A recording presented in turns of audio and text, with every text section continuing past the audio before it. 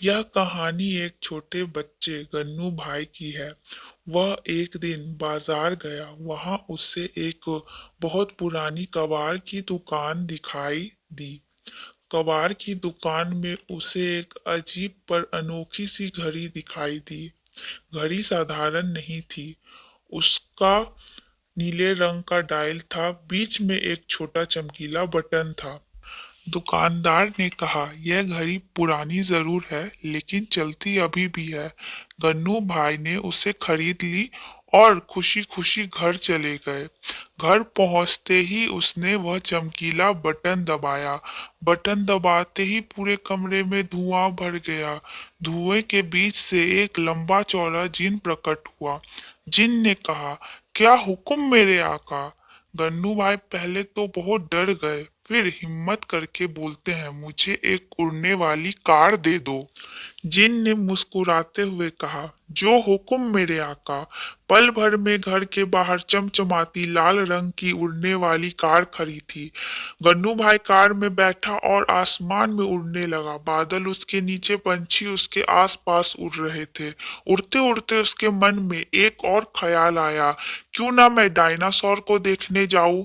उसने फिर से घड़ी का बटन दबाया। जिन वापस प्रकट हुआ और कहा, क्या हुक्म मेरे आका। गन्नू भाई ने बोला, मुझे उस समय में ले चलो जब धरती पे डायनासोर रहते थे। अचानक कार के चारों ओर तेज रोशनी फैली और सब कुछ बदल गया। जब रोशनी खत्म हुई तो गन्नू भाई ने देखा कि वह एक घने जंगल के ऊपर उड़ रहा है। नीचे बड़े बड़े डायनासोर दिख रहे थे और आसपास भी डायनासोर ही उड़ रहे थे। उसने अपनी कार नीचे उतारी। सामने बड़े बड़े डायनासोर दिख रहा था। उसका शरीर पहाड़ जैसा था, दांत नुकीला था और आंख चमक रही थी। गन्नू भाई रोमांचित होकर देख रहा था। उसे बहुत मजा आ रहा था। उसे अपनी आंखों पे विश्वास नहीं हो रहा था।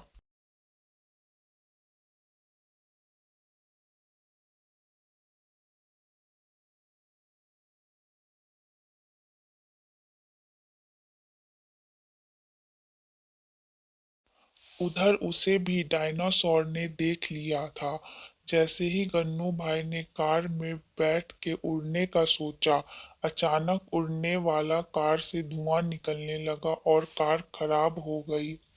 अब क्या करूं, वह चिल्लाया और कार से कूदकर भागने लगा। पीछे से डायनासोर उसके पीछे दौड़ रहा था। पेड़ों की टहनी टूट रही थी, जमीन हिल रही थी। गन्नू भाई जान बचाने के लिए पूरी ताकत से दौड़ रहे थे।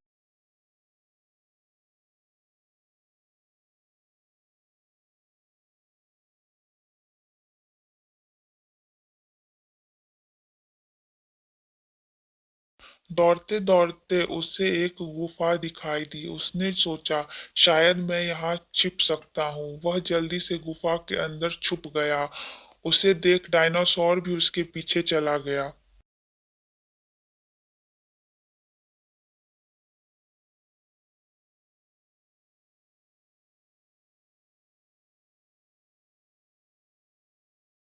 तभी उसे ऊपर एक बहुत बड़ी सी मकड़ी जाल बुनते हुए दिखाई दी। उसका शरीर काला था, आंखें लाल थी और बहुत लंबा।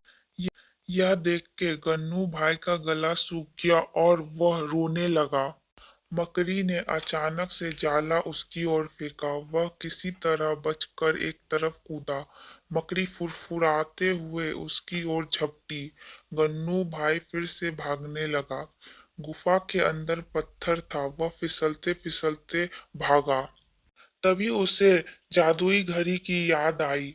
उसने जल्दी बटन दबाया। धुआं फैला और जिन प्रकट हुआ। जिन ने पूछा, क्या हुक्म मेरे आका।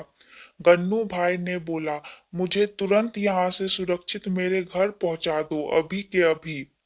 चारों ओर तेज रोशनी फैली।